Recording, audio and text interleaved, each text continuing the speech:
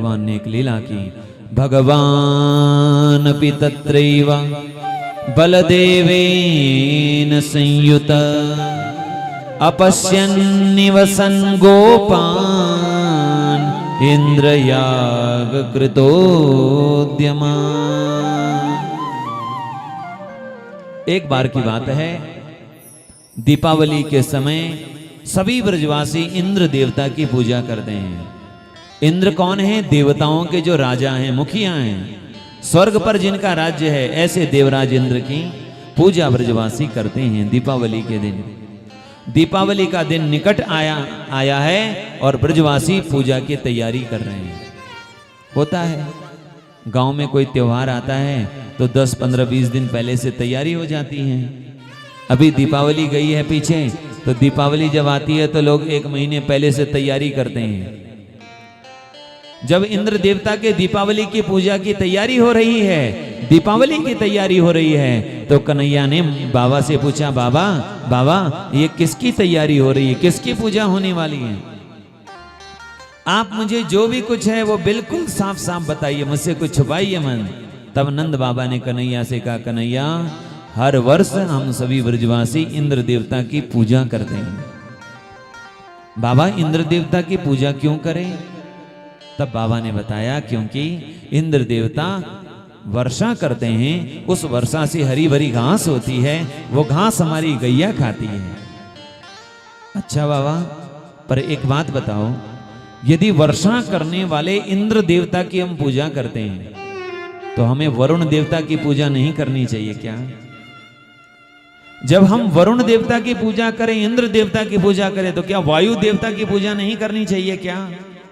वायु देवता भी तो हवा देता है, वायु, ये भूदेवी की भी पूजा करनी चाहिए।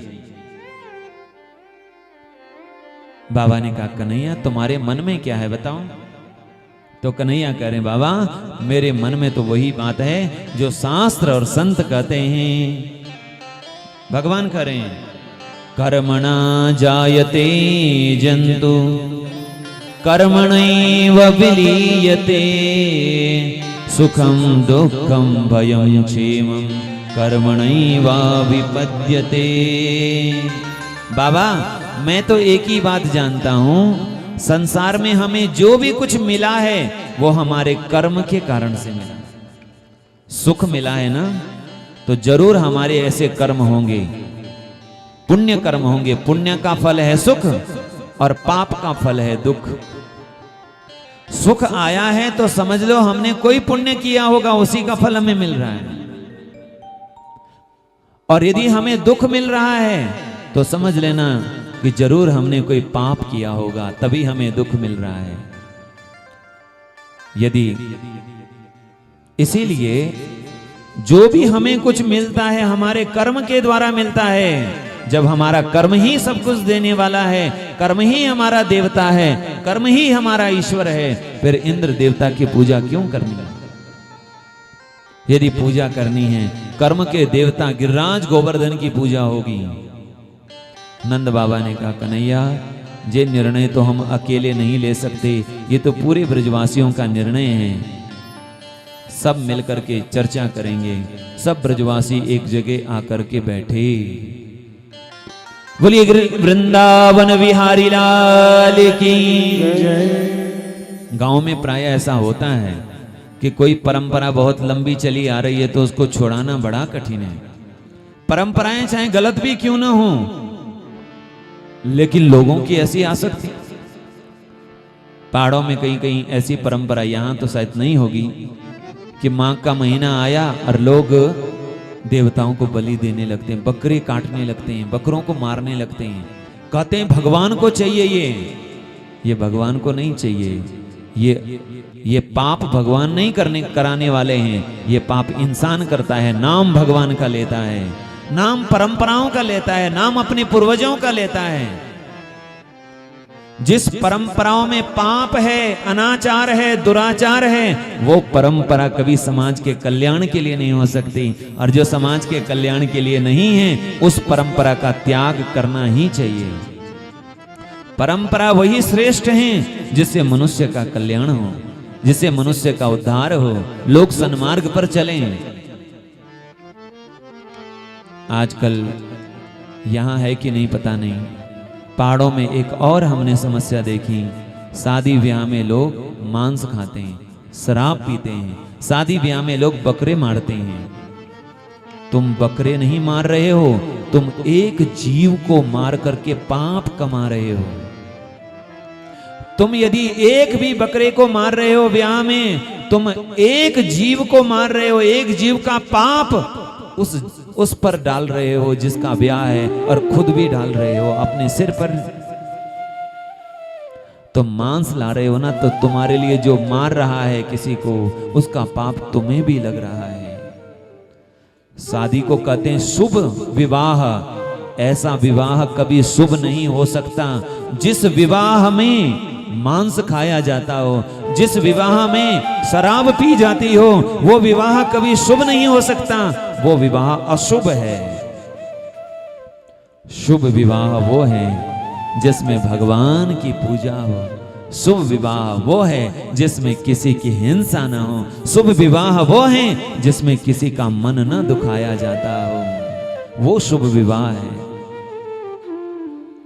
पाप करके हम शुभ बनाना चाहते हैं। आप जरा विचार करिए, यदि समाज में थोड़ी भी समझ है तो विचार करना चाहिए। पाप करके कभी शुभ नहीं हो सकता, पाप करके अशुभ ही होगा।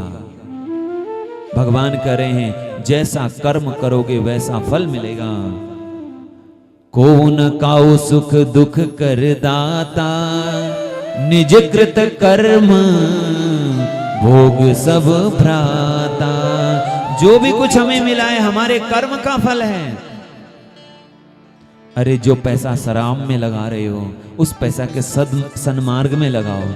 जो पैसा बकरे को मारने में लगा रहे हो, पाप करने में, मैं ये कहता हूं इतनी मेहनत से तुमने वो पैसा कमाया है और उस पैसे से पाप कर रहे हो। अरे वो जो इतनी मेहनत करके तुमने पैसा कमाया है, उस पैसे का उपयोग धर्म के लिए करो, पुण्य के लिए करो। हमारा भी उद्धार होगा, तुम्हारा भी उद्धार होगा, तुम्हारी आने वाली पीढ़ी का भी उद्धार होगा। कहा धना धर्मः ततः सुखम। धन का उपयोग धर्म के लिए होना चाहिए और धर्म से ही हमें सुख मिलेगा। इतना भव्य मंदिर यहां बन रहा है केदार नरसिंह भगवान का। और मुझे ये भी जानकारी मिली कि ये जो केदार नरसिंह भगवान हैं, ये केदारनाथ से आए हुए हैं और केदारनाथ की ही तरह यहाँ के मंदिर का स्वरूप भी है। अरे यदि करना ही है, धन यदि है ही, तो धन का उपयोग ऐसी जगह लगाएं जैसे भगवान का मंदिर बन रहा है। और जो ये पत्थर से जो मंदिर बन रहा है, ये हजारों सालों तक ये मंदिर बना रहेगा। ये 100 साल के लिए नहीं, 200 साल के नहीं, ये मंदिर हजारों साल के लिए रहेगा।